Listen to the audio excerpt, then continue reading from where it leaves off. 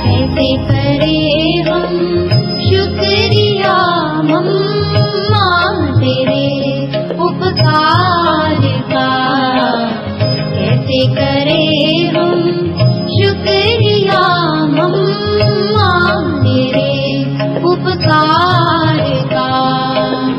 प्यार देकर अर्थ समझाया है सच्चे प्यार का, कैसे करे हम शुक्रिया मम्मा तेरे उपकार का।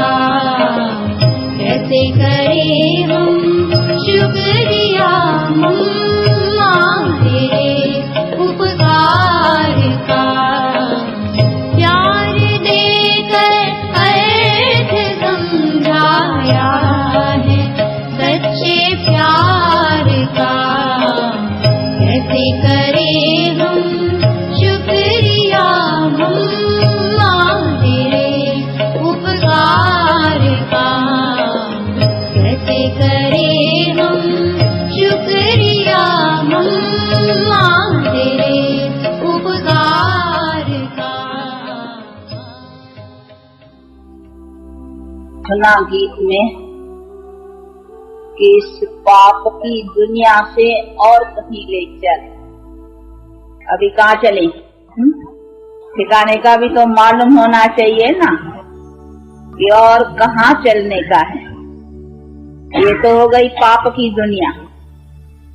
इस दुनिया को ही कहेंगे पाप की दुनिया। पाप की दुनिया कोई और नहीं है, जिसमें अभी है इसको कहा ही जाएगा पाप की दुनिया।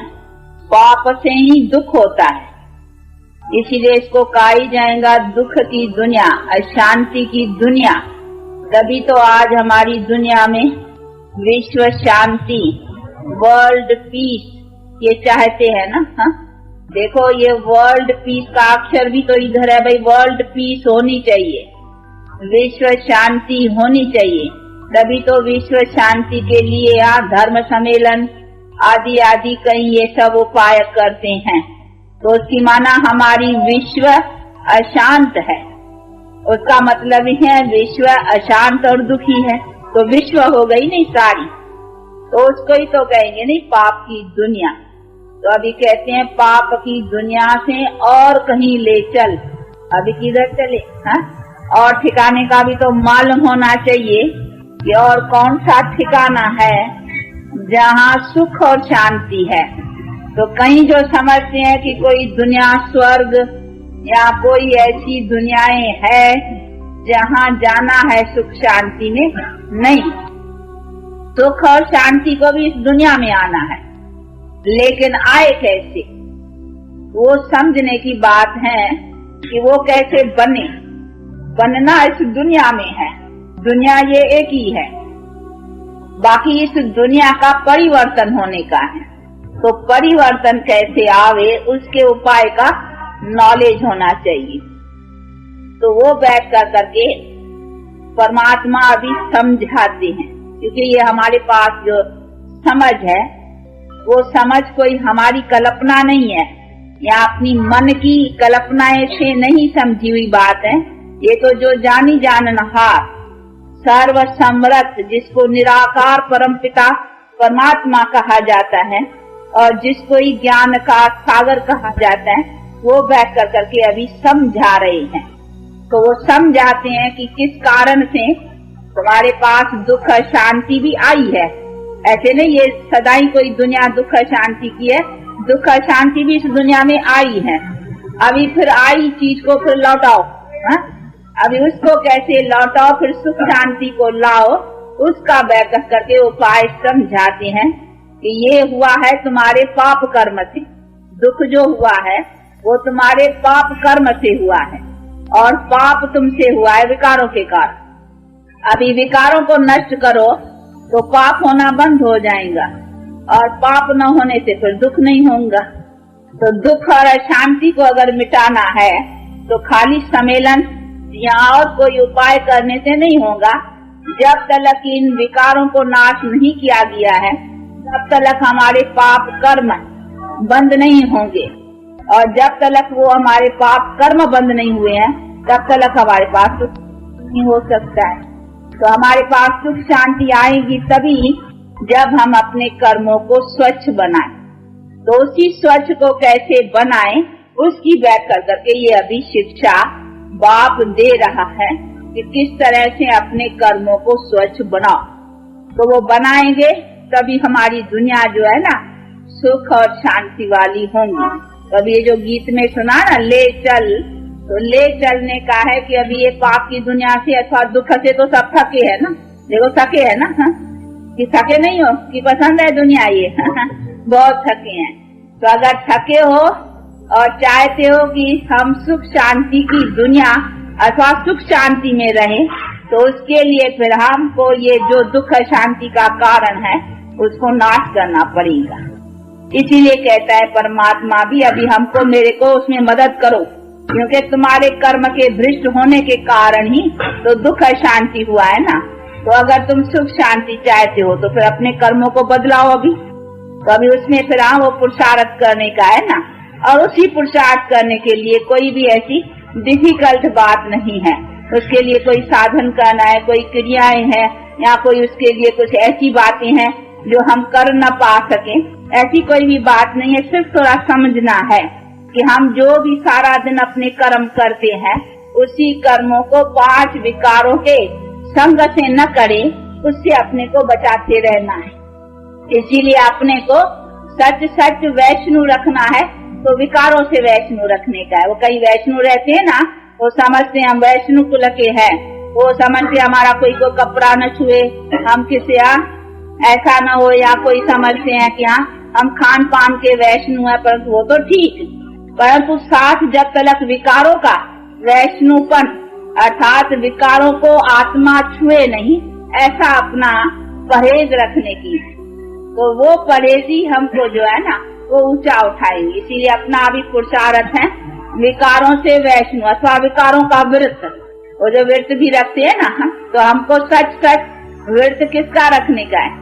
विकारों का। ये 5 ही विकार हैं जिसी से ही हम दुख उठाते हैं। इसीलिए अभी विकारों का व्रत, विकारों से वैष्णु, क्योंकि आत्मा को विकारों ने ही मैला बनाया है।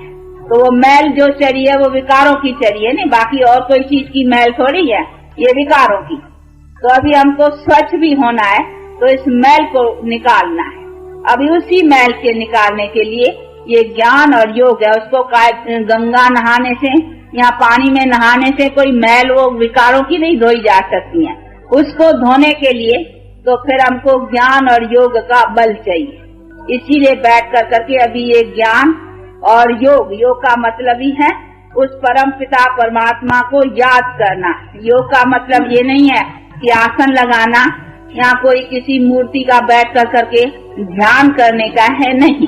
ये है हमको चलते फिरते खाते पीते उस परम पिता परमात्मा की याद रखनी। परंतु वो भी याद तभी हो सकेगी जब पहले पहले उनका परिचय होना चाहिए। पहली तो बात ये समझने की कि परमात्मा क्या है, क्योंकि परमात्मा कहीं जो समझते हैं कि सभी जो रूप है वो परमात्मा के हैं, परंतु नहीं। परमात्मा जिसको निराकार कहा जाता है, उस निराकार का भी ज्ञान होना चाहिए कि निराकार परमात्मा कौन सी चीज है। तो निराकार परमात्मा कौन सी चीज है, वो तो हमारी पास इस भारत में उसकी प्रतिमा की भी मान्यता है, जिसको शिवलिंग कहा जाता है। पर तो कई इस शिवलिंग के प्रतिमा का भी अर्थ नहीं समझते हैं। वो तो समझते हैं शिव और शंकर जो है ना वो एक ही है। वो जो आकार का भी देखते हैं ना, वो जटाएं बटाएं सांप आम पड़ा हुआ होता है, मूर्ति दिखलाती हैं, परंतु वास्तव का करके परमात्मा जिसको कहा जाता है वो उस निराकार को, जो शिवलिंग की प्रतिमा है। आप लोगों ने देखा होगा वो रामेश्वर का भी एक मूर्ति दिखलाती हैं। यहाँ कई मूर्तियों में ऐसा भी है कि सभी देवताएं जो है ना वो शिवलिंग के आगे हाथ जोड़ कर करके खड़े हैं। उसमें कृष्ण, राम आदि सब, ब्रह्मा विष्णु शंकर सभी देवताएं आ जाते हैं जो शिवलिंग की बैठ कर करके मान्यता करते हैं। तो उससे सिद्ध होता है कि सभी देवताओं के भी ऊपर वो निराकार परम पिता परमात्मा है, जिसकी का मान्यता देवताएं भी करती हैं। तो ये समझने की बातें हैं कि हमारा परम पूज्य परम पिता जिसको कहा जाता है वो सब का पिता, देवताओं का भी पिता उसी निराकार परमात्मा को कहेंगे। तो वो जो शिवलिंग की प्रतिमा है असल में ये यादगार है उसी निराकार परमात्मा की। तो निराकार परमात्मा जिसको ज्योतिर्लिंगम कहा जाता है अथवा ज्योति रूप, परंतु वो लिंगाकारी को या स्टॉ लाइक बिंदियां है तो एकदम छोटी सी। तो ये सभी चीजें समझने की कि उसी निराकार परम पिता परमात्मा, जो हम आत्मा भी वैसे निराकार हैं। आत्मा को भी तो इस आंखों से नहीं देखा जाता है ना, ये तो शरीर है जो इस आंखों से देखा जाता है, लेकिन आत्मा को इस आंखों से नहीं देखा जाता है, तो उसको भी निराकार कहेंगे। निराकार का मतलब ये नहीं है कि उसका कोई आकार नहीं है। कई ऐसे समझते हैं कि उसका कोई शेप, कोई आकार कुछ है ही नहीं उनका, परंतु नहीं, निराकार का मतलब ही है कि हाँ ये मनुष्य जैसा उसका शेप या शक्ल नहीं है, बाकी उनका अपना आकार अथवा ज्योति रूप निराकार जिसको कहा जाता है वो है तो जरूर ना। ऐसे बिना आकार या बिना कोई यहाँ रूप के कोई चीज है ही नहीं। ये जो आवाज है ना बोलते हैं तो इसका भी रूप है। अगर इसका रूप नहीं होता ना तो लंदन में बोलते हैं, गीत गाते हैं हम रेडियो के जरिए, यहाँ जो सुनते हैं तो नहीं तो सुन नहीं सके। तो उनका भी रूप है जिसको अंग्रेजी में वेव्स कहते हैं।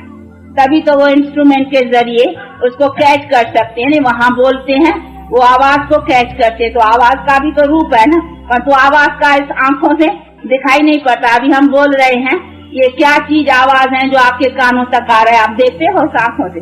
तो इस आंखों से तो इस दुनिया की भी कई चीजें नहीं देखी जा सकती हैं। तो उसका मतलब ये नहीं है उसका कोई रूप ही नहीं है, रूप है, लेकिन इस नजर से वो बड़ा सूक्ष्म है, इसीलिए इस आंखों से नहीं देखी जा सकती है। परंतु हाँ, वो परमात्मा तो और ही सूक्ष्म चीज है ना, इसीलिए इस आंखों से भले नहीं देखी जाती हैं, दिव्य दृष्टि से देख भी सकते हैं, परंतु वो दिव्य दृष्टि से देखा न, परंतु उस चीज का ज्ञान होना चाहिए। तो ये चीजें समझने के, जिसको परमात्मा कहा जाता है, निराकार, और जिसकी यादगार हमारे भारत में मानी पूजी भी जाती है, परंतु कई इस बात को जानते नहीं है कि ये किसकी मान्यता है। वो राम का, रामेश्वर का भी चित्र है, तो राम भी देखो उसको बैठ कर करके उनका पूजन कर रहा है, तो उसका मतलब है उसके भी ऊपर कोई है ना। तो ये है वो अथॉरिटी सर्वशक्तिवान परमपिता परमात्मा की, जिसको ही परमात्मा कहा जाता है। तो अभी ये समझना है, तो उनको भी यथार्थ रूप से समझ करके उसके साथ भी हमारा कौन सा रिलेशन है। जैसे हर एक, देखो हम लौकिक रीति से, लौकिक का मतलब है जो जन्म देने वाले माता पिता हैं, तो हाँ उनका अपने बच्चे कह करके उनको पिता कहते हैं, क्योंकि उसने उसको पैदा किया है।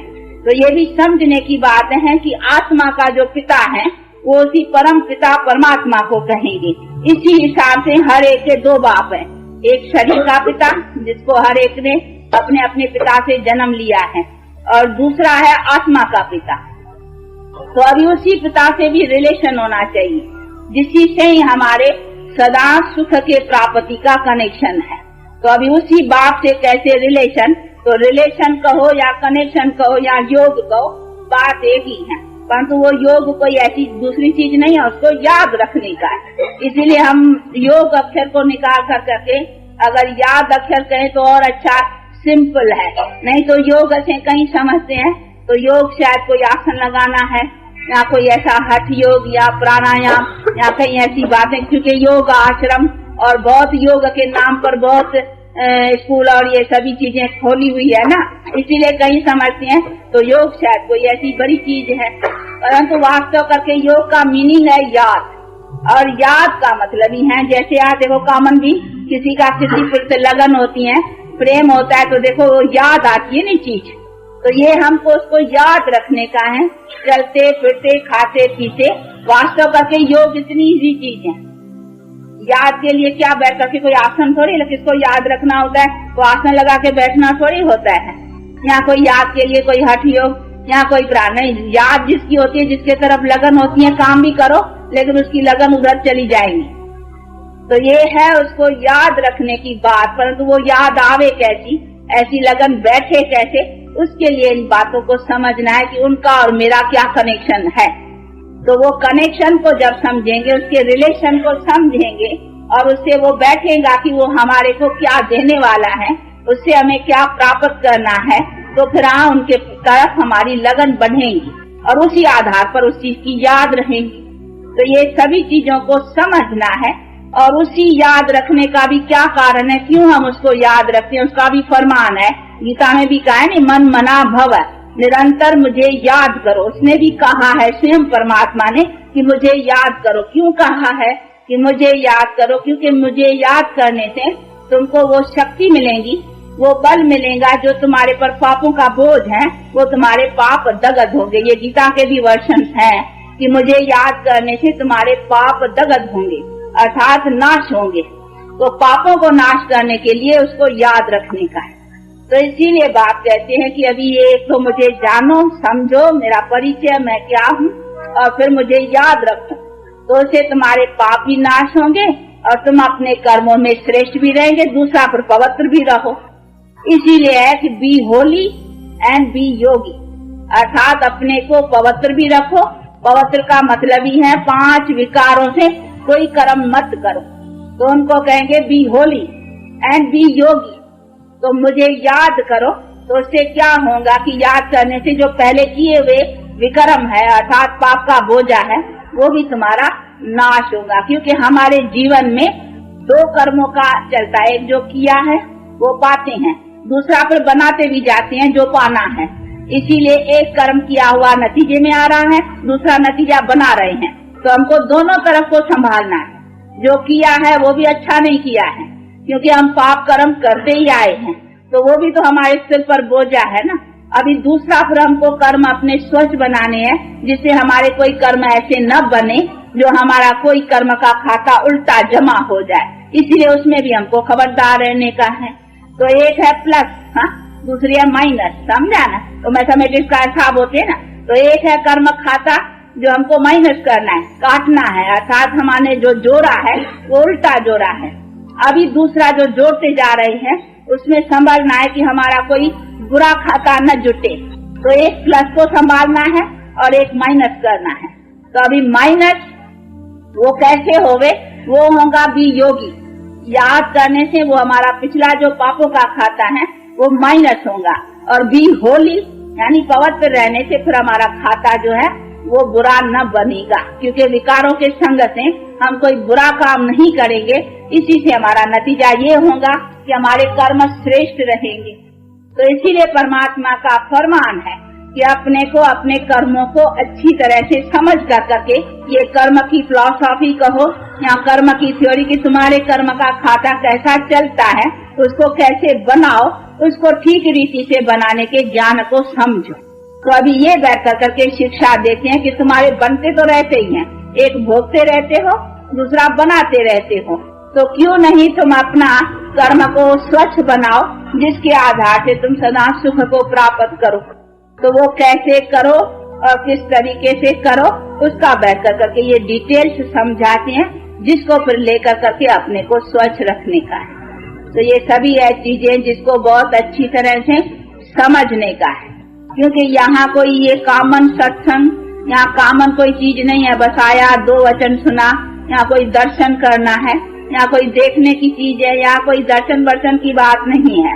यहाँ तो है ये कॉलेज अथवा स्कूल।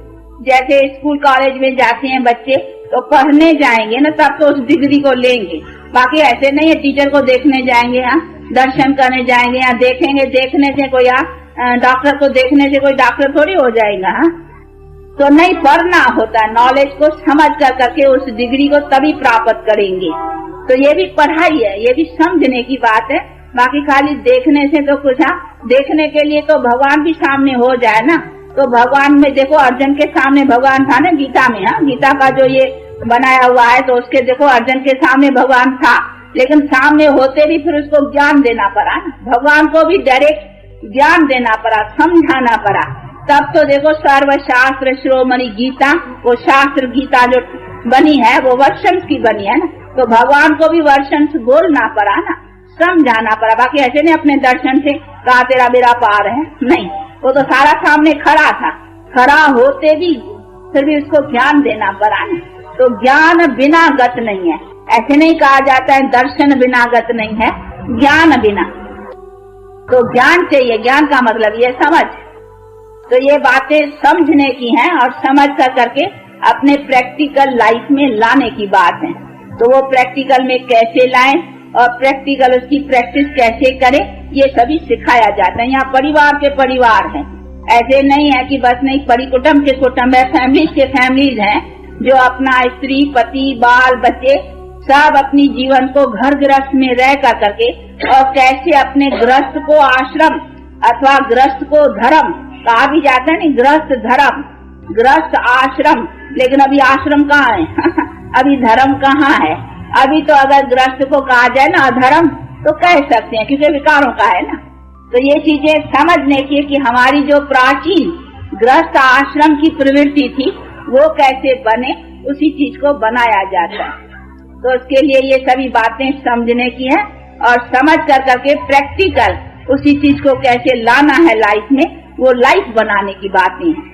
बाकी यहाँ कोई कॉमन तरह से आया, 2 वचन सुना या कुछ देखा, उससे कोई लाभ की बात इसी तरीके से नहीं है। ये है स्कूल, इसको इसीलिए इसको नाम ही है ईश्वरीय विश्वविद्यालय। देखो बाहर बोर्ड पर भी है ना, तो ये विद्यालय है, परंतु किसका? ईश्वर का, क्योंकि यहाँ पढ़ाने वाला स्वयं परमपिता परमात्मा स्वयं पढ़ा रहा है। हम सब स्टूडेंट्स हैं, हमको पढ़ाने वाला वो निराकार है। जो बैठ कर करके पढ़ाता है और नॉलेज देता है कि कैसे हम अपने कर्म को, क्योंकि कर्म के गति को सवाए परमात्मा के और कोई समझा नहीं सकता है। मनुष्य तो सभी कर्म के चक्कर में है ना, वो तो सभी कर्म के भोग में है, इसीलिए जो कर्म अकर्म विकर्म से अलग है ना, वही तो समझा सकेगा लेकिन कर्म की गति क्या है। बाकी तो मनुष्य सभी कर्म के गति के चक्कर में है, इसीलिए जो चक्कर में है वो नहीं समझा सकेंगे, जो चक्कर से बाहर है वही तो समझा सकेगा ना। तो इसीलिए वो बाप जो कर्म के गति से बाहर है वो कभी न दुर्गति में आता है न उनको सदगति चाहिए, वो तो सदगति और दुर्गति से अलग है। बाकी हम मनुष्य दुर्गति में भी आए हैं, देखो पाप की दुनिया, तो देखो हम पाप में आ गए हैं ना।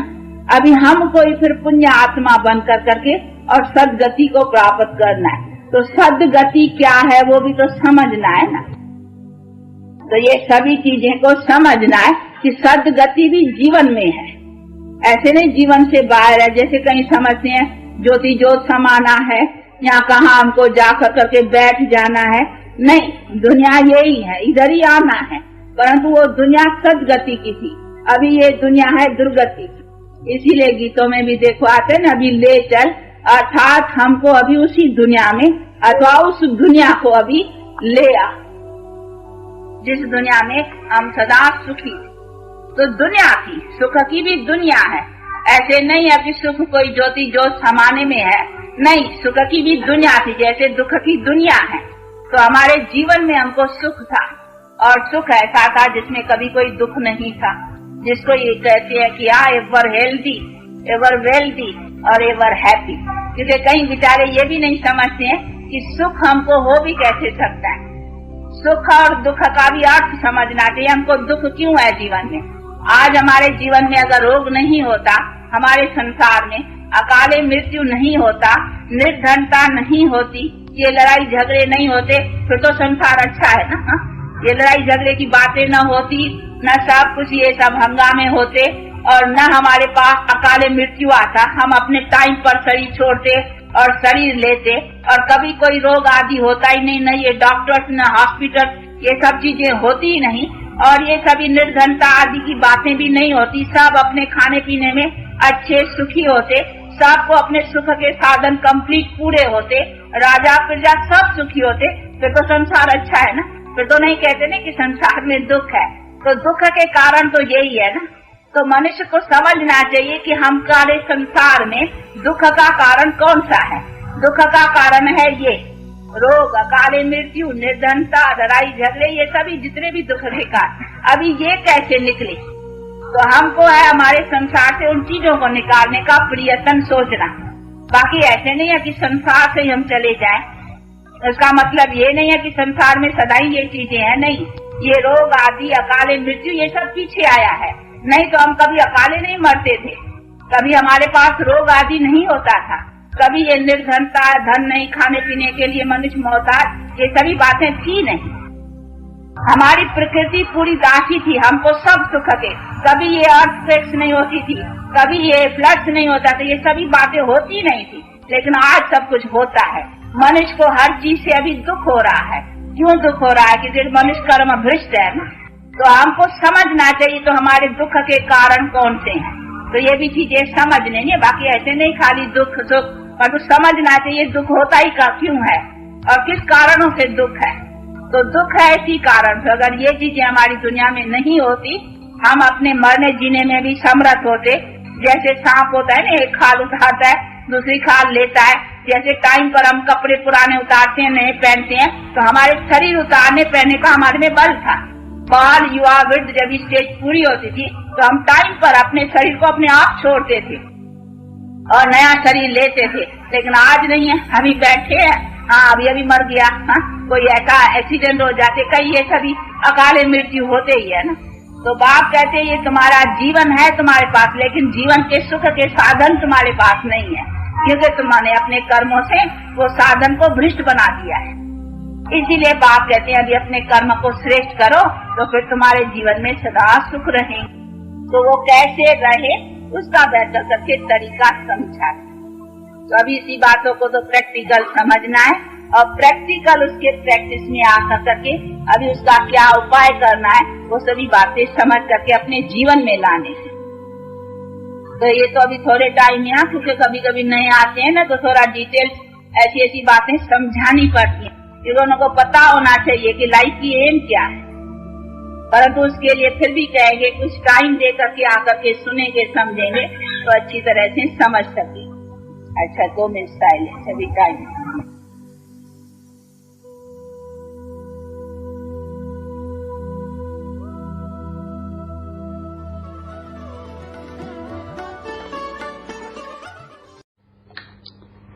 ओम शांति। यूं जमाने में अनेकों जन्म लेती जिंदगी, यूं जमाने में अनेकों जन्म लेती जिंदगी, जो जिया औरों लिए उस जिंदगी को बंदगी, उस जिंदगी को बंदगी। हम सबके प्राण प्यारी, अति स्नेही, गुणमूर्त, धारणा मूर्त प्यारी जगदम्बा सरस्वती माँ पूरे ईश्वरीय विश्वविद्यालय के लिए ही नहीं बल्कि समस्त विश्व के लिए प्रेरणा स्रोत रही। उनका समस्त जीवन गुणों और विशेषताओं का एक विशाल समंदर है। इस समंदर में कैसे उतरा जाए, कैसे पार पाया जाए, ये बड़ा कठिन है। आइए फिर भी कुछ उनकी विशेषताओं का आज हम स्मरण करते हैं। मम्मा बहुत ही निर्भय थी। वो कभी किसी से डरती नहीं थी। शक्ति स्वरूपा थी, सदा योगनिष्ठ थी। कर्मेंद्रियां सदा उनके अधीन थी। वह सबको मातृ प्रेम की भासना देती थी। आयु में छोटी थी, फिर भी उनसे बड़ी आयु वाले भी उनको मम्मा कहते थे। इतना ही नहीं, उनकी लौकिक मां भी उनको मम्मा कहती थी, मम्मा कहती थी। मम्मा जब मुरली चलाती थी तो सब ऐसे तन्मय होकर सुनते थे कि मूर्तिवत हो जाते थे। मुरली 1.5 घंटा चलती थी तो एकाग्रता से बैठ सुनती थी। मम्मा की मुरली इतनी प्यारी होती थी कि बात मत पूछो। पूरे यज्ञ में देखा जाए तो मम्मा बहुत कम बात करती थी, बहुत कम बात करती थी। मम्मा की एक विशेषता ये भी थी कि भोजन क्या है, कैसा है, मम्मा ये कभी नहीं देखती थी। जो मिला उसी को प्यार से स्वीकार कर लेती थी। कभी ये नहीं कहा कि आज नमक कम है, ज्यादा है, आज सब्जी अच्छी है, आज अच्छी नहीं है। खाने के समय मम्मा कभी इधर उधर नहीं देखती थी। ऐसे चुपचाप बैठी, खाया और चली गई। भोजन को प्रसाद के रूप में वो स्वीकार करती थी। मम्मा के सामने बाबा कुछ भी बात कहे, कुछ भी सुनाए, मम्मा कभी क्यों, कभी ये नहीं सोचती थी। बाप सदैव हुई मम्मा जी बाबा, हाँ जी बाबा, जी बाबा, हाँ जी बाबा, यही कहा करती थी। इतना रिगार्ड था उनका बाबा के प्रति, बहुत ही स्नेही था, सम्मान था। बाबा के हर बोल पर मम्मा का अटूट विश्वास था। एक बार किसी ने मम्मा से पूछा, मम्मा पहले बाबा कहते थे कि जहां जीत वहां जन्म, आजकल बाबा उसके बारे में कुछ नहीं बोलते, आपका क्या विचार है? तब मम्मा बोली, मेरा विचार कहां से आया? जो बाबा ने कहा वही हम सबका विचार है। मम्मा ने कभी अपनी बुद्धि का अभिमान नहीं दिखाया, अभिमान नहीं दिखाया। मम्मा ने कभी अपना शो दिखाया नहीं, मम्मा ने कभी अपना शो दिखाया ही नहीं। वो किसी विशेष कोई सेवा जब भी करती थी, लेकिन कभी अपने मुख से कहा नहीं कि मैंने इतनी सेवा की। मम्मा 1.5 मास सेवा करके बेंगलुरु से पूना आई थी। उन्होंने बहुत सेवा की थी, परंतु फिर भी नहीं सुनाया कि ये सेवा करके आई हो। मम्मा अपने बारे में किए हुए कार्य के बारे में कभी दूसरों को नहीं बताती थी। वो जितना त्यागी थी उतना ही वैरागी थी और उतना ही तपस्वी थी, उतना ही वो तपस्वी थी। मम्मा ने कभी बाबा को साधारण नहीं समझा। बाबा की हर बात को पूर्णतः सम्मान दिया और सम्मान देकर उसका पूरा परिपालन किया। कई बच्चे बाबा की बात को बहुत साधारण रूप से लेते थे, तो मम्मा सब बच्चों को बिठाकर समझाती थी कि बाबा को साधारण समझने की कड़ी भूल कभी नहीं करना, कभी नहीं करना। बाबा का एक एक बोल बहुत ही मूल्यवान है। ऐसे कहकर बच्चों को सभ्यता और अनुशासन सिखाती थी। मम्मा का बोलने का तरीका बहुत सम्मान, प्यार और मिठास वाला होता था। छोटे बच्चों को भी मम्मा ने रीति रिवाज, सभ्यता, संस्कृति सिखाकर लायक बनाया और मां के रूप में हम बच्चों का गुणों से श्रृंगार कर बाप के सामने रखा। बाबा के सामने मम्मा मुस्कुराकर एवं सिर झुकाकर केवल एक बात कहा करती थी, हाँ बाबा अथवा जी बाबा, अन्य कोई शब्द ही नहीं। बाबा मम्मा को मम्मा कहते थे और बच्ची भी कहते थे। यज्ञ में हमेशा ये रिवाज रहा कि बाबा की मुरली से 10 मिनट पहले क्लास में मम्मा ज्ञान सितार बजाती थी। बाद में बाबा आकर ज्ञान मुरली बजाते थे। मम्मा बहुत गुणवान थी, बहुत गुणवान थी। वो गुप्त तपस्विनी थी। देखने में साधारण लगती थी, लेकिन वो गुणों की खान थी। किसी ने भी मम्मा का मूड ऑफ होते कभी नहीं देखा। बाबा के हर वचन का पालन शीघ्र और संपूर्ण रूप से वो किया करती थी। मम्मा में पालना की अद्भुत शक्ति थी, अद्भुत शक्ति थी। मम्मा का जीवन नेचुरल था। उनका स्वभाव बहुत सरल था, मिठास थी उनके व्यवहार में। उनमें सदा ये भाव रहता था कि सबको आगे बढ़ाएं। मम्मा हरेक की योग्यता और विशेषता अनुसार वही कार्य दिया करती थी जो वो कर सके, जो वो सहज कर सके। मम्मा का शिव बाबा के साथ साथ ड्रामा में अटूट निश्चय था, अटूट निश्चय था।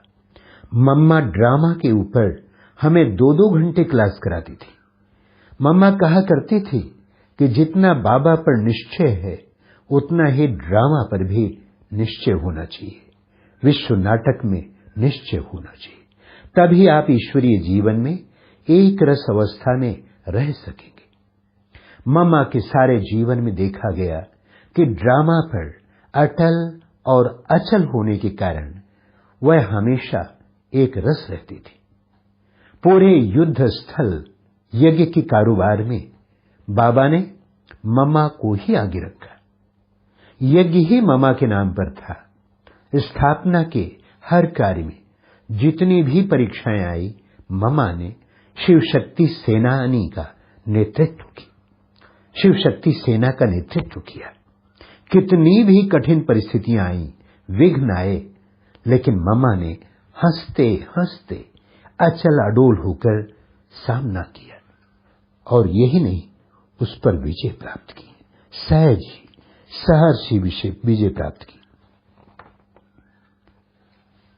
शिव शक्ति सरस्वती मां विशेषताओं की खान थी। एक बार मम्मा से पूछा गया, आपसे पहले भी आई हुई बहनें यज्ञ में बहुत हैं, फिर भी आप अपने पुरुषार्थ में सबसे आगे बढ़ी।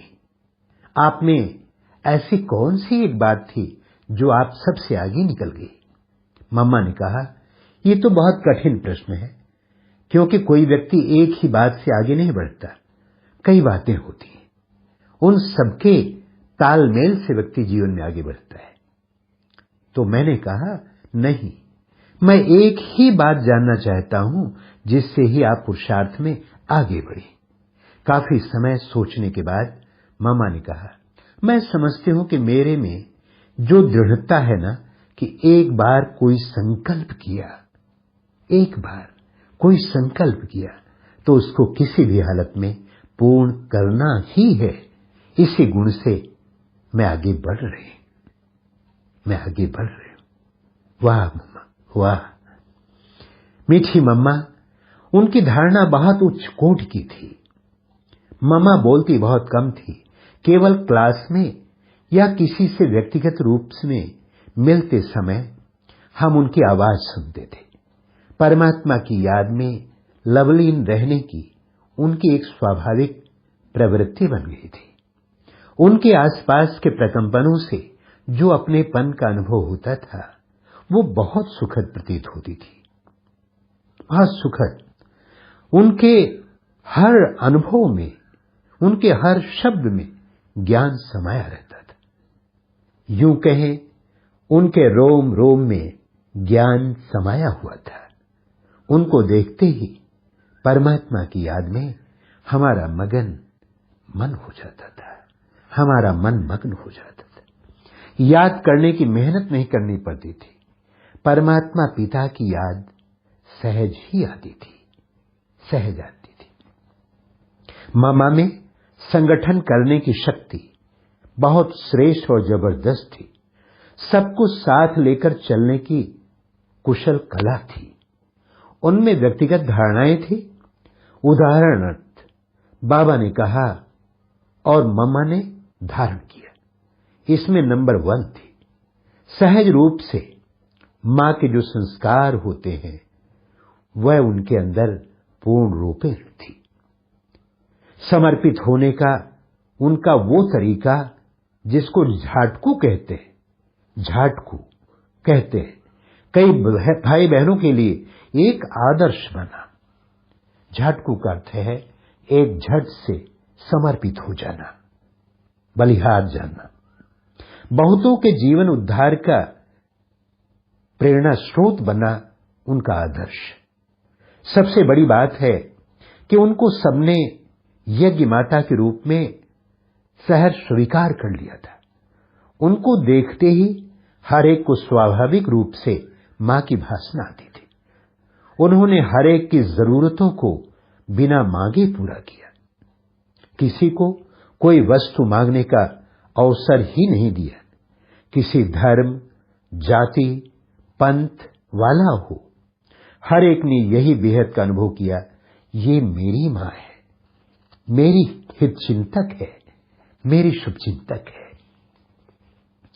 शिव शक्ति सरस्वती मां, उनसे सब संतुष्ट थे और मातेश्वरी जी भी सभी से संतुष्ट थी।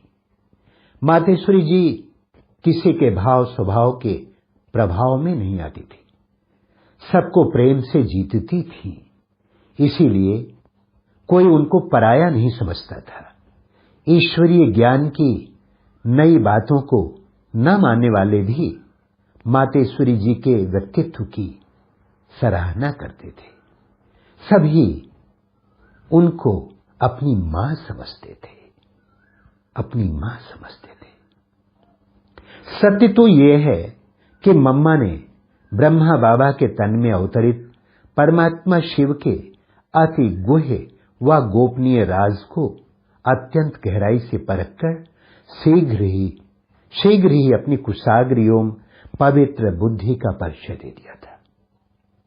यज्ञ के इतिहास से यह स्पष्ट है कि बाप दादा की प्रेरणाओं व आज्ञाओं को यथार्थ रीति समझकर उन्हें यज्ञ में कार्यान्वित करने का उत्तरदायित्व उन्होंने पूर्ण कुशलता के साथ निभाया।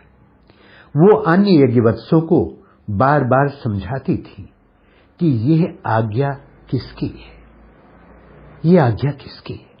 स्वयं जानी जाननहार ऑलमाइटी अथॉरिटी की है। अतः ड्रामा में ये कार्य करने से पहले ही पूरा हो जाता था। मातेश्वरी जी हर एक को कहती थी कि किसी को मम्मा से किसी बात पर व्यक्तिगत रूप से मिलना हो तो किसी भी समय बिना पूछे आ सकता है। किसी भी तरह की औपचारिकता की आवश्यकता नहीं। इस प्रकार मां अपना सारा जीवन बच्चों की उन्नति और सेवा के लिए दिया करती थी।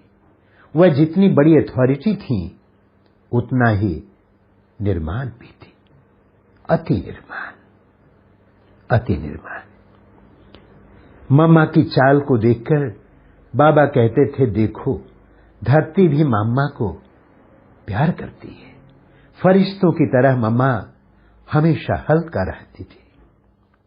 मम्मा कितनी भी सेवा करती थी, लेकिन कभी भी उनके चेहरे पर थकावट नजर नहीं आती थी। सदा मुस्कुराती और हल्की नजर आती थी।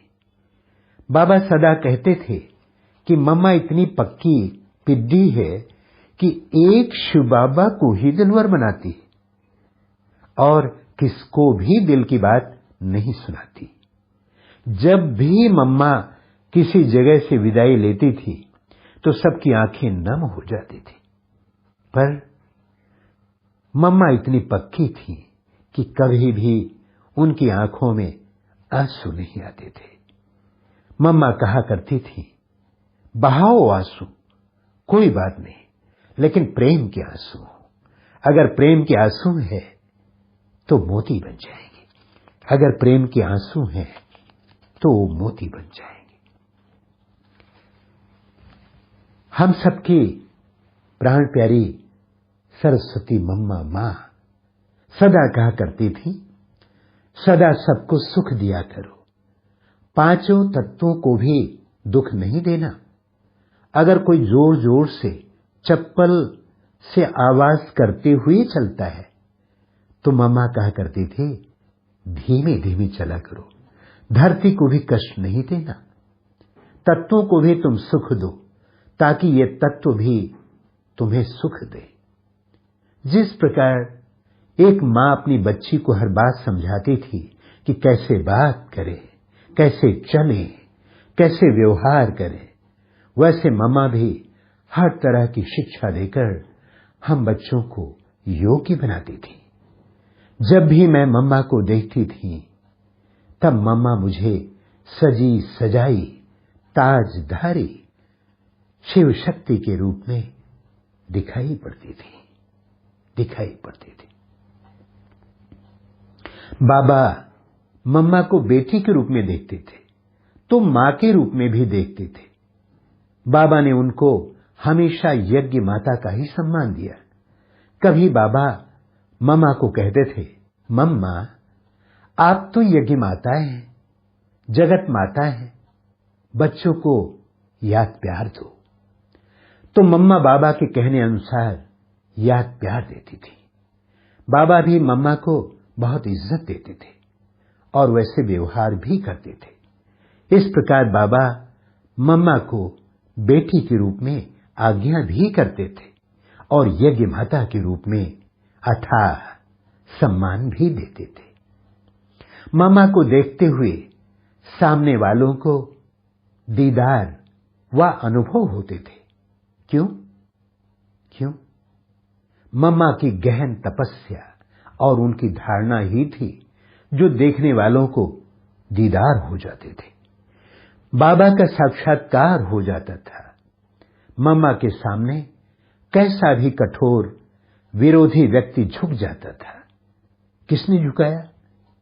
मम्मा के आदर्श, धारणा युक्त तपस्वी जीवन और बाबा के प्रति उनकी अगाध समर्पण भावना ने। बाबा को देखते ही उनका शक्ति रूप, मम्मा को देखते ही उनका शक्ति रूप, तेजस्वी रूप और मातृ प्यार खींचता था। वो पवित्रता की मूर्ति थी, धीर, गंभीर तथा बाबा के हर कदम का अनुसरण करने वाली शेरनी शक्ति महसूस होती थी। भक्ति मार्ग में हम दुर्गा स्तुति पढ़ते थे तथा नवरात्रि में 9 दिन व्रत भी रखते थे। मामा हमेशा मुझे दुर्गा रूप में दिखाई देती थी। वो हमेशा हमारे में शक्ति भरती थी। मम्मा कन्याओं में शक्ति भरती और कहती थी कि शिव बाबा का नाम बाला करने वाली आप शक्तियां सेवाधारी बनो, सेवाधारी बनो। मम्मा के व्यक्तिगत पुरुषार्थ के बारे में एक बात अति महत्वपूर्ण है कि मम्मा को एकांतवास बहुत प्रिय लगता था। वो रोज 2 बजे उठकर बहुत प्यार से बाबा को एकांत में याद करती थी। मामा की याद इतनी प्यार भरी रहती थी कि उनकी आंखों से प्रेम के मोती निकलते थे।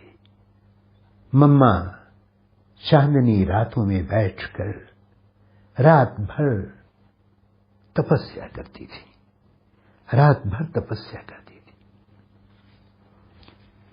हम सबकी प्राणमूर्त शिव शक्ति सरस्वती मां,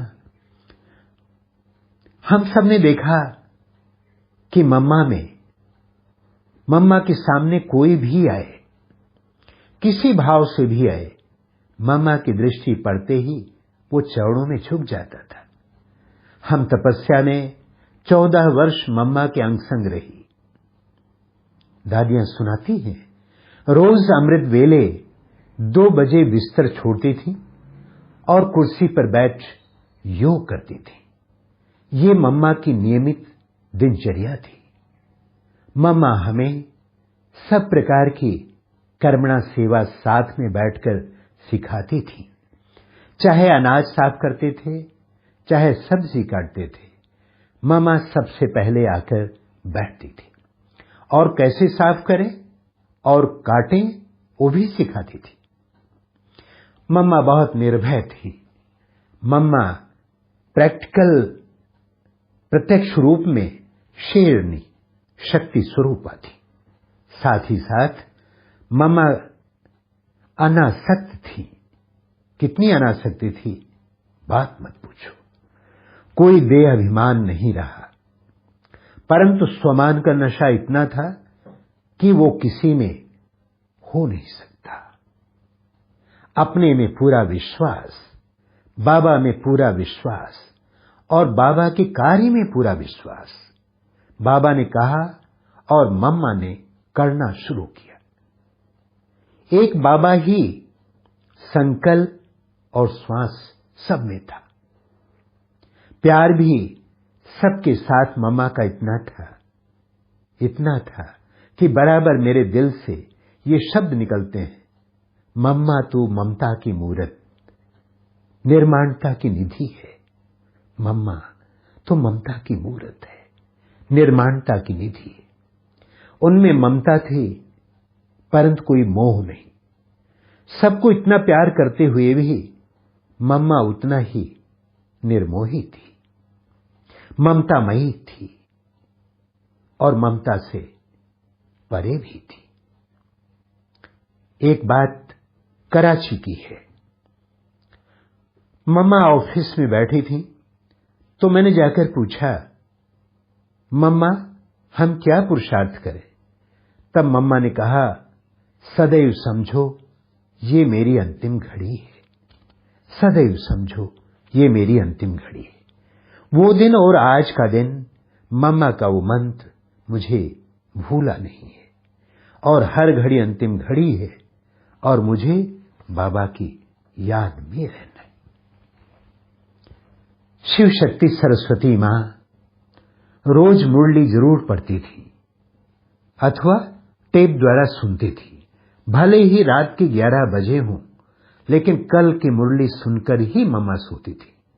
जितनी अपने कर्तव्य पर पक्की थी, उतनी ही ईश्वरीय पढ़ाई में भी वो पक्की रही। हॉस्पिटल में भी मम्मा रोज मुरली सुनती थी। हमने मम्मा को सदा अलर्ट और एक्यूरेट देखा। हमने कभी भी मम्मा की आंखें थकी हुई नहीं देखी। सदा उनके नयन बाबा की याद में मगन देखे। मम्मा में नम्रता इतनी थी कि जब बाबा कहते थे माता पिता का याद प्यार और नमस्ते, तब मम्मा अपने को माता नहीं समझती थी। ऊपर इशारा करते कहती थी कि उस माता पिता का याद और प्यार है। मम्मा केवल जिम्मेवारी निभाने में, पालना देने में अपने को माता समझती थी। मम्मा ने मां का पद स्वीकार नहीं किया, परंतु मां का कर्तव्य स्वीकार कर उसको पूर्ण रूपेण निभाया। बाबा के सामने वो बहुत छोटी हो जाती थी, नन्ही सी बच्ची का रूप धारण कर लेती थी और यज्ञवत्स और भक्तों के सामने आदि देवी जगदम्बा मां का रूप धारण कर लेती थी। कई बार हम मम्मा से पूछते थे, मम्मा आप क्या सोच रही हैं, कहां है? तब मम्मा बोलती थी, मैं यहां नहीं चल रही हूं, मैं बैकुंठ की धरनी पर चल रही हूं। कभी कभी हमें सुनाती थी कि मुझे महारानी श्री लक्ष्मी के रूप में ये अनुभव हुआ, महाराजकुमारी श्री राधा के रूप में ये अनुभव हुआ। अपने भविष्य और बाबा के महावाक्यों पर मम्मा का निश्चय 100% था। बाबा ने कहा, उन्होंने माना और वैसे चलकर दिखाया। मम्मा की हर बात शक्तिशाली होती थी, योग में, ज्ञान में, धारणा में और सेवा में। मम्मा ने ना किसी के प्रति मम्मा में आकर्षण हुआ और ना किसी से मम्मा को नफरत हुई। मम्मा ने सबको अपना बनाया और वो सबकी बन कर रही, सबकी बन कर रही। मम्मा की विशेष धारणा थी अंतर्मुखता। मम्मा सबके साथ होते हुए भी अपने आप में अकेली रहती थी। ऑलमाइटी बाबा के साथ वार्तालाप करती थी। मम्मा अमृत वेले 2 बजे उठकर अपने कमरे में कुर्सी पर बैठकर एकांत में बाप को याद करती थी, बाबा को याद करती थी। दिन में कर्म करते समय भी ज्ञान के मनन चिंतन में ही वो मगन रहती थी। हम सबकी प्यारी मम्मा ने कभी हंसी मजाक करके अपने व्यर्थ बातों से किसी का समय नहीं व्यर्थ गवाया और व्यर्थ बातें करके उन्होंने अपना भी समय नहीं व्यर्थ गवाया। मम्मा किसी का ध्यान अपनी तरफ आकर्षित होने नहीं देती थी, सदा उस मां बाप की ओर इशारा करती थी। मम्मा ने बहुत मिठास स्वयं में भर ली थी। मम्मा में बहुत मधुरता थी, तो निर्भयता भी उतनी थी।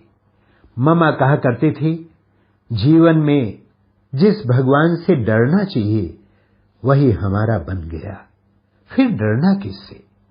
डरता वो है जो पाप कर्म करता है, और हम तो श्रेष्ठ कर्म सत्कर्म करने वाले हैं, ईश्वर की मत पर चलने वाले हैं, तो हमें डर क्यों और हम डरें क्यों? खाने पीने में भी मम्मा की कोई आसक्ति नहीं थी। उन्होंने कभी यज्ञ प्रसाद की ग्लानि अथवा टीका टिप्पणी नहीं की। जो मिले, जैसा मिले, जितना भी मिले, उसको आदर से और अनासक्त भाव से मम्मा ने स्वीकार किया। कहां तक गिनाए मम्मा को? मम्मा में अद्भुत विशेषताएं थी और उन विशेषताओं का स्मरण करते ही नयन सजल हो उठते हैं। ज्ञान की देवी, विद्या की देवी होते हुए भी मम्मा का पढ़ाई से इतना प्यार था कि वह दिन में 3 बार मुरली पढ़ा करती थी। मम्मा कहती थी, देखो, मुरली को जितनी बार पढ़ेंगे उतनी बार हमें ज्ञान का नया नया खजाना मिलेगा। मम्मा अर्जुन की तरह एकाग्र थी, नंबर 1 जाने का लक्ष्य रखा। मम्मा हम बच्चों को सदा कहती रहती थी कि सदा विचार ऊंचे रखो तो बाप समान बन जाएंगे। सदा बाप को देखो, आप स्वयं को देखो, किसी अन्य को नहीं देखो। बाबा व ड्रामा पर निश्चय रखो तो कर्मातीत बन जाएगी। मम्मा की दृष्टि शक्तिशाली होती थी। एक दिन मम्मा चांदनी रात में बैठकर योग कर रही थी।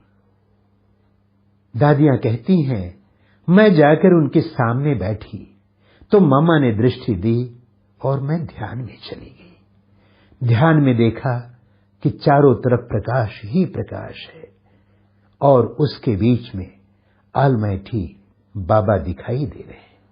हम सबने दादी प्रकाशमणि का वो चित्र भी देखा है। माता श्री जगदम्बा सरस्वती पलंग पर बैठी हैं और दादी जी को बड़ी गहरी तन्मयतापूर्ण दृष्टि दे रही हैं। योग कैसे करें, ये भी मम्मा ने हमें सिखाया। वह अपने साथ संदली पर बिठाकर हमें योग कराती थी, हमारी अवस्था को चेक करती थी। कर्मणा सेवा करते समय भी मम्मा अपनी ही स्थिति में स्थित रहती थी। मैंने एक बार मम्मा से पूछा कि मम्मा, आप अभी गेहूं साफ कर रही हैं, अभी आपका क्या संकल्प चल रहा है? मम्मा ने कहा, हम गेहूं साफ नहीं कर रहे हैं, हम साक्षी दृष्टा होकर कर्मेंद्रियों से साफ करा रहे हैं। मैं नहीं कर रही हूं बल्कि करा रही हूं।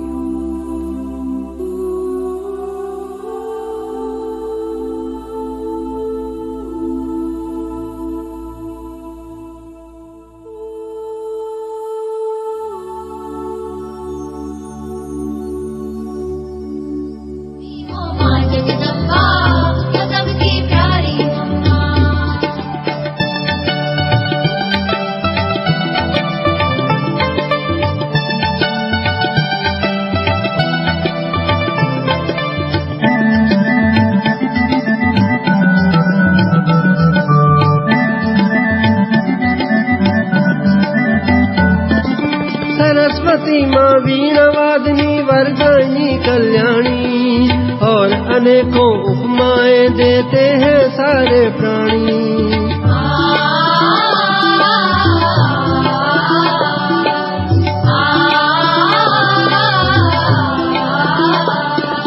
सरस्वती माँ वीणावादिनी वरदायिनी कल्याणी और अनेकों उपमाएं देते हैं सारे प्राणी। आपकी याद से हो जाते हैं सब सपने साकार। आपकी याद से हो जाते हैं सब सपने साकार। जिसे भी देखो वो करता है जगदम्बा से प्यार। तुम्ही हो माँ जगदम्बा, वो सबकी प्यारी मम्मा। तुम्ही हो माँ जगदम्बा, वो सबकी प्यारी मम्मा।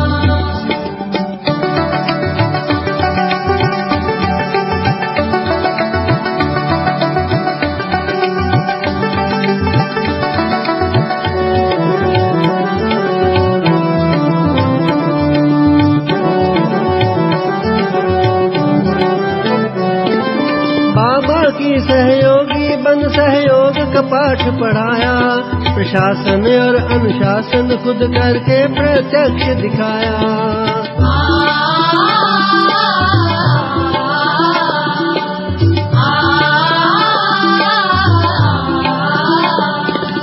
बाबा की सहयोगी बन सहयोग का पाठ पढ़ाया।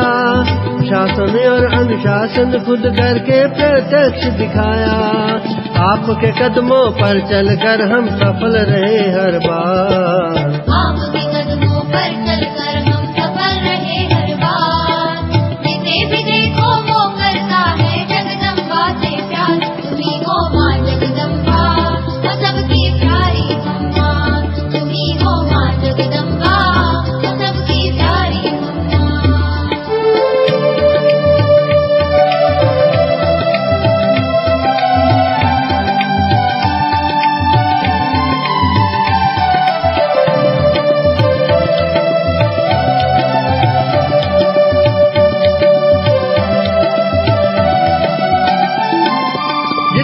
पाठ लिखा संगम पर उसे बजाना ही था।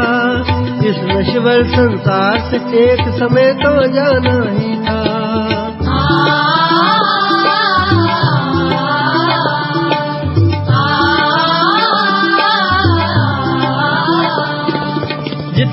कार्ड लिखा संगम पर उसे बजाना ही था। इस नश्वर संसार से एक समय तो जाना ही था। आया वक्त विदा का, टूट गए सांसों के तार। आया वक्त विदा का, टूट गए सांसों के तार। जिसे भी देखो वो करता है जगदम्बा के साथ। तुम्ही हो माँ जगदम्बा, वो सबकी प्यारी मम्मा। तुम्ही हो माँ जगदम्बा, वो सबकी प्यारी मम्मा। ऐसी बजाई गान की वीणा, झूम रहा संसार। ऐसी बजाई गान की वीणा, झूम रहा संसार। जिसे भी देखो वो करता है जगदम्बा से प्यार। तुम्ही हो माँ जगदम्बा, वो सबकी प्यारी मम्मा। तुम्ही हो माँ जगदम्बा, वो सबकी प्यारी मम्मा। तुम्ही हो माँ जगदम्बा, वो सबकी प्यारी मम्मा। तुम्ही हो माँ जगदम्बा। हे जगदम्बे तेरी गोद में सब जग को पलते देखा। माँ की ममता क्या होती है, माँ तुझ में हमने देखा।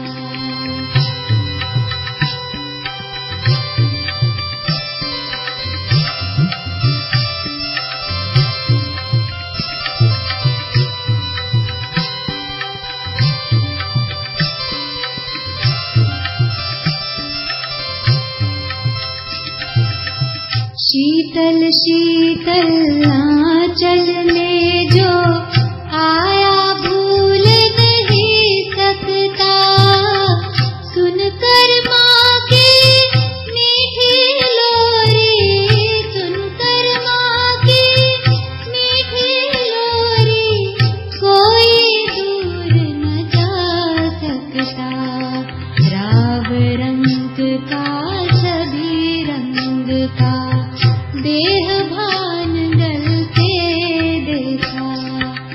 हे जगदम्बे तेरी गोद में सब जग को पलते देखा। माँ की ममता क्या होती है, माँ तुझ में हमने देखा।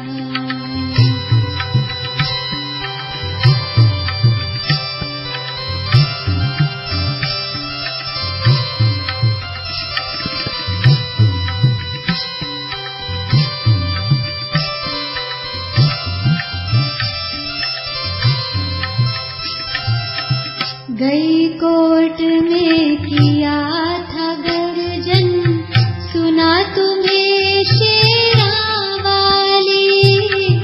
कमजोरों को बल देती पर, कमजोरों को बल देती पर, कमजोरी पर थी काली। दुर्गा लक्ष्मी सरस्वती हर रूप में है ढलते देखा। हे जगदम्बे तेरी गोद में सब जग को पलते देखा। माँ की ममता क्या होती है, माँ तुझ में हमने देखा।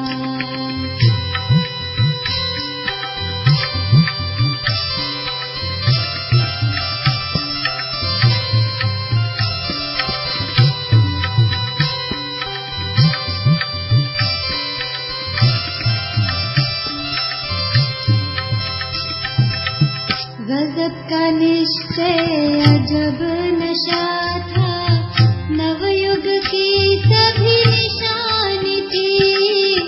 नैन नुरानी बैन रूहानी, नैन नुरानी बैन रूहानी, चैन में प्रभु कहानी थी।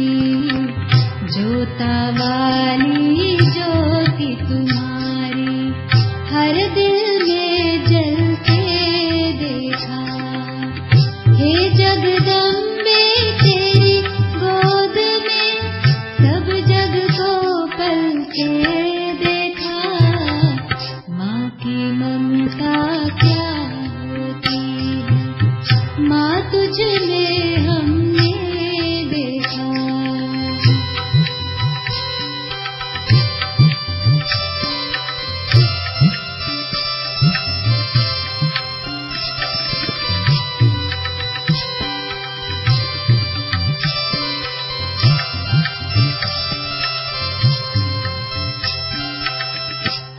जाओ माँ, आ जाओ माँ, गलियां ये गुनगुना रही।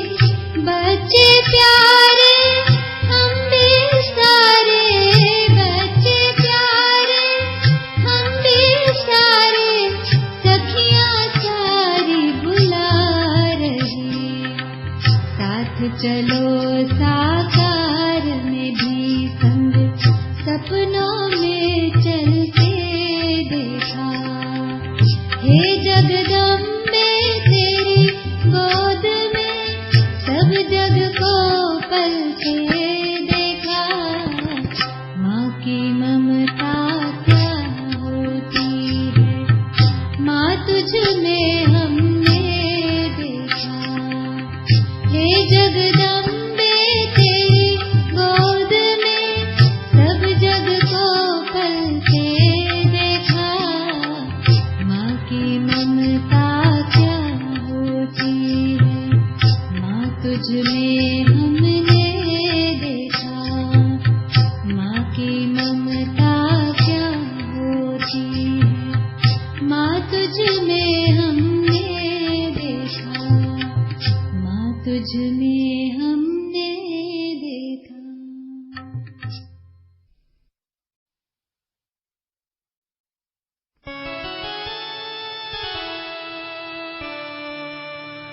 तेरी याद आई, तुम भी तो आओ, माँ गोद में अपनी हमें भी बिठाओ। तेरी याद आई, तुम भी तो आओ, माँ गोद में अपनी हमें भी बिठाओ।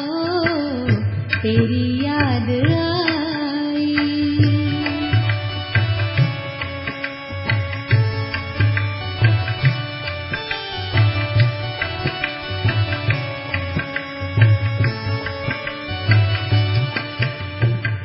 यहाँ हो वहाँ हो, कहाँ को गई हो, क्या कर रही हो, कहाँ खो गई हो। यहाँ हो वहाँ हो, कहाँ को गई हो, क्या कर रही हो, कहाँ खो गई हो। नहीं आ सको तो, नहीं आ सको तो पता ही बताओ। माँ गोद में अपनी हमें भी बिठाओ। तेरी याद आई।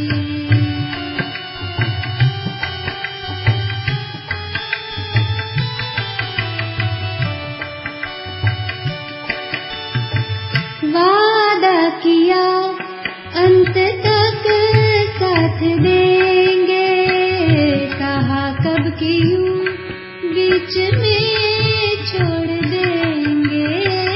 वादा किया अंत तक साथ देंगे, कहा कब की यूं बीच में छोड़ देंगे।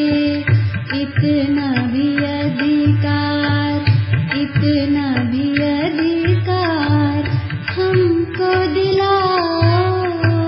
माँ गोद में अपनी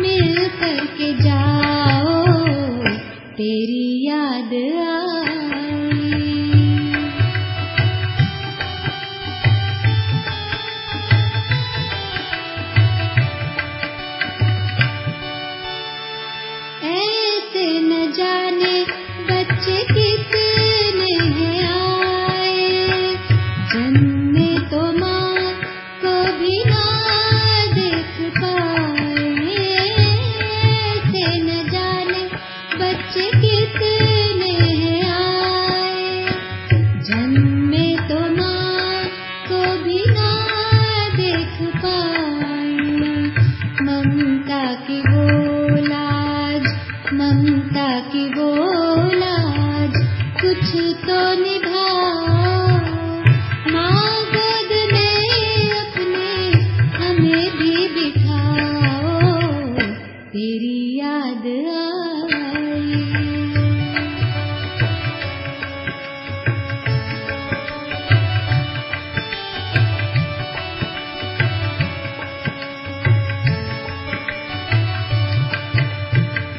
भीगे ये अंगूर भी तो है कहते, माँ से तनिक दूर हम रह न सकते। भीगे ये अंगूर भी तो है कहते, माँ से तनिक दूर हम रह न सकते। बाहें बढ़ाओ, बाहें बढ़ाओ, हमें भी उठाओ, माँ गोद में अपने हमें भी बिठाओ, तेरी याद आई। तुम भी तो आओ, माँ गोद में अपनी हमें भी बिठाओ, तेरी याद आई, तेरी याद आई, तेरी याद आई।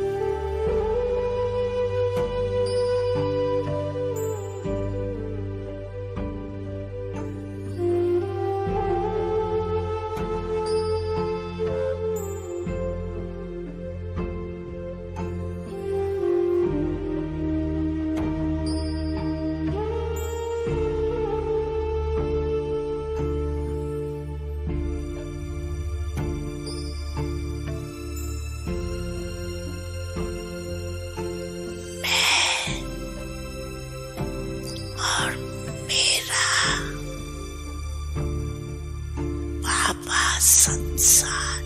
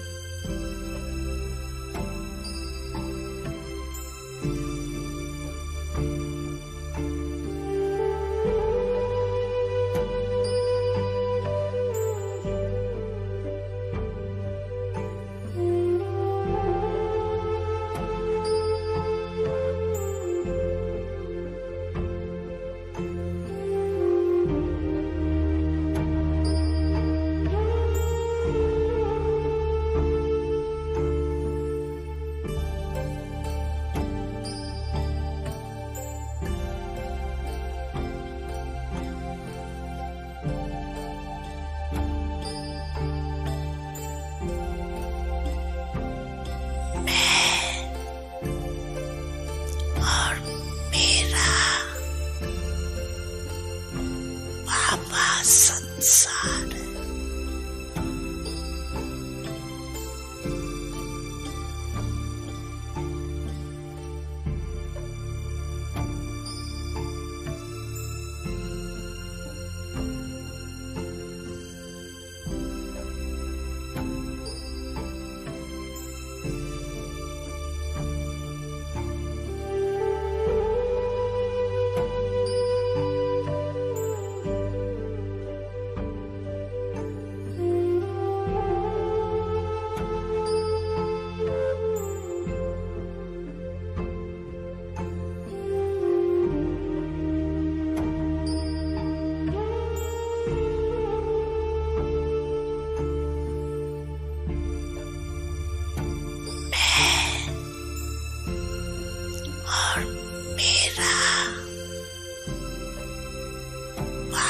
संसार।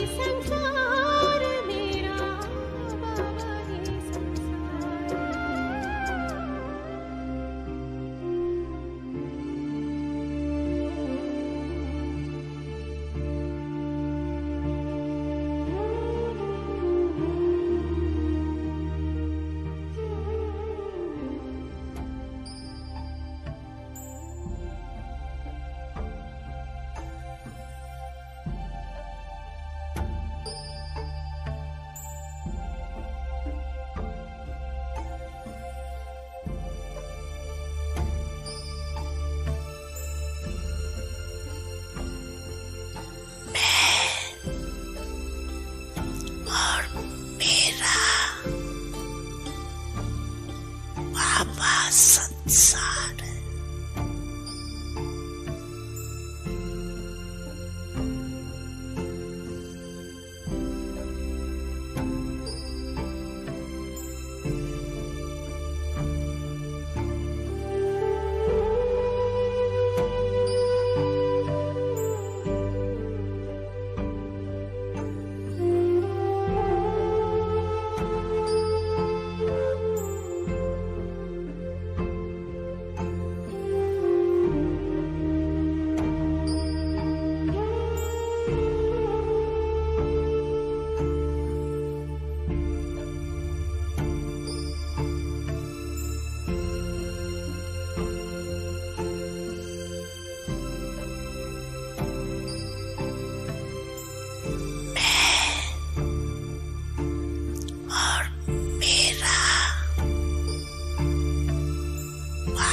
संसार है।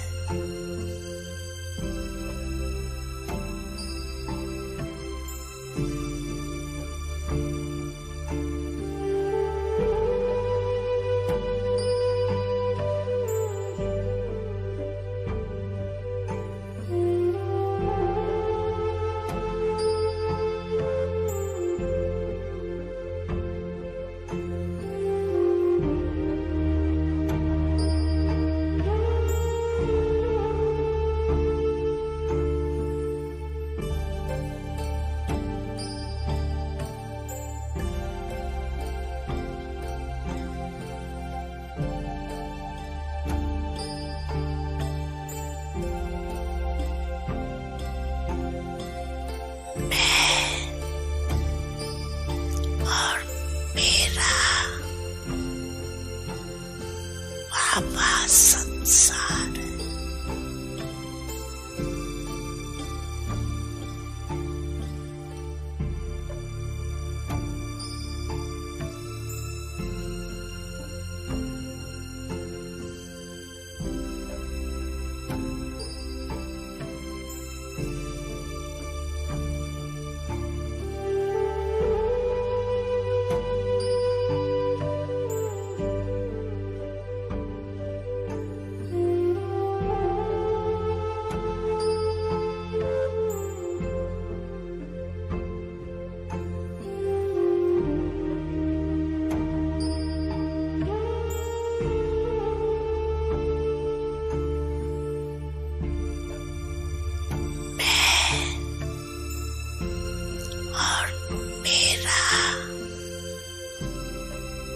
बाबा संसार है।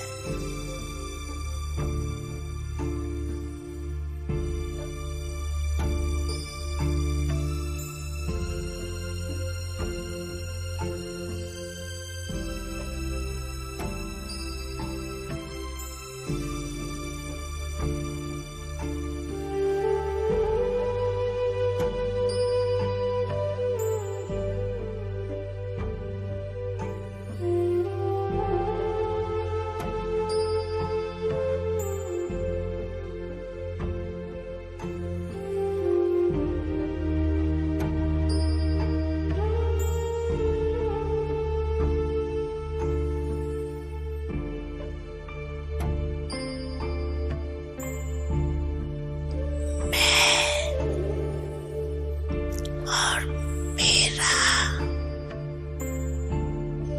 बाबा संसार है।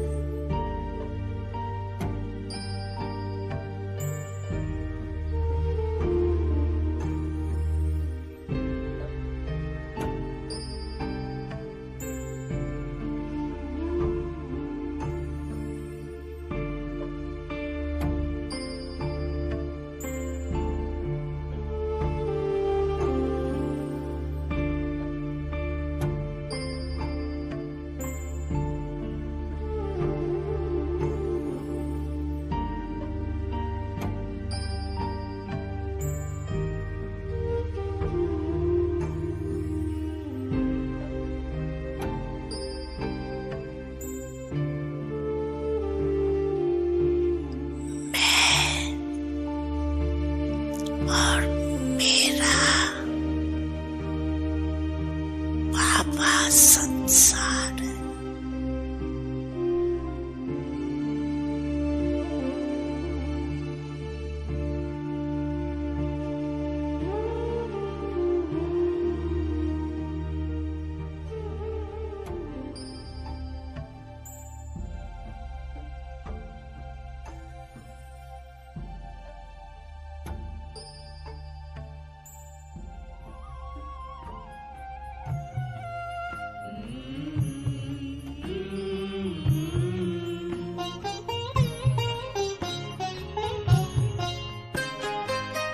साथ तुम्हारा प्रभु कितना है प्यारा, साथ तुम्हारा प्रभु कितना है प्यारा। मिल गई मंजिल, मिल गया किनारा, मिल गया किनारा। साथ तुम्हारा प्रभु कितना है प्यारा, साथ तुम्हारा प्रभु।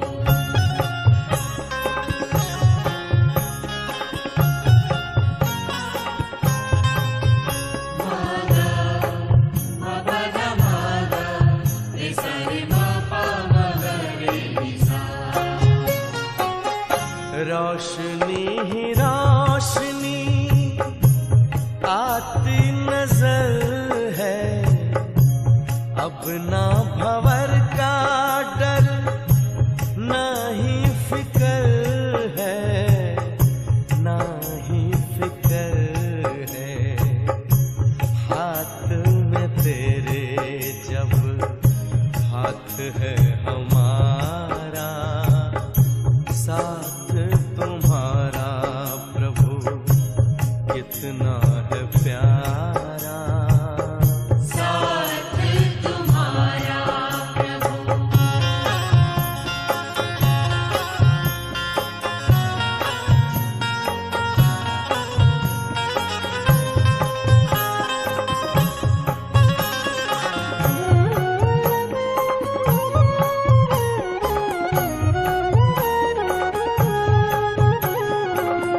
किसको खबर है कौन साथ है हमारे, जिसकी नजर से चलते चांद और तारे, चांद और तारे। कितनी ही बार तुमने पार उतारा, साथ तुम्हारा प्रभु कितना है प्यारा, साथ तुम्हारा प्रभु।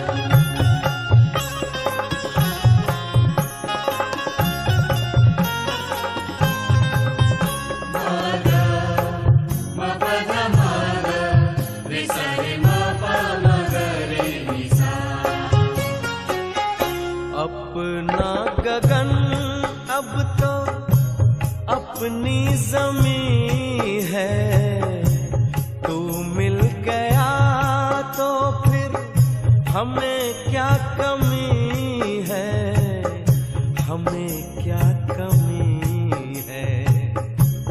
कितना हसीन लगता हर एक नजारा, साथ तुम्हारा प्रभु कितना है प्यारा, साथ तुम्हारा प्रभु कितना है प्यारा। मिल गई मंजिल, मिल गया किनारा, मिल गया किनारा। साथ तुम्हारा प्रभु कितना है प्यारा, साथ